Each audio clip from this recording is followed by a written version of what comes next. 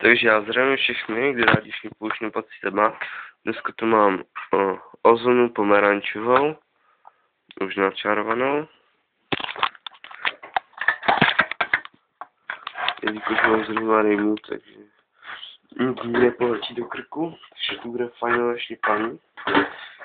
Ale přece jen to chci ještě trochu přidat.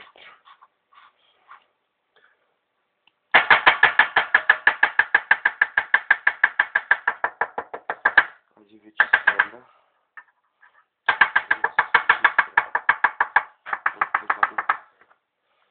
No, by to šlo.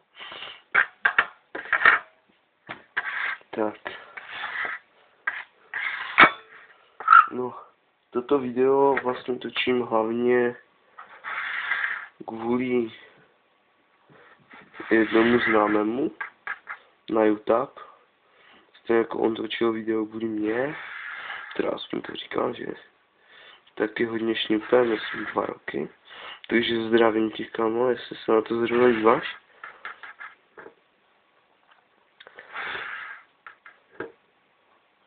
A dobrou chuť, jestli zrovna šňupeš.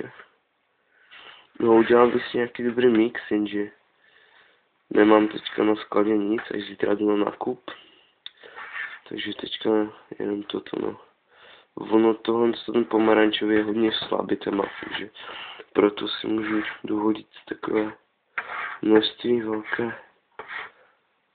Jinak bych to nemohl vůbec tolik. To je toho dost, no. Takže ještě nějakou hudbu vykutíme.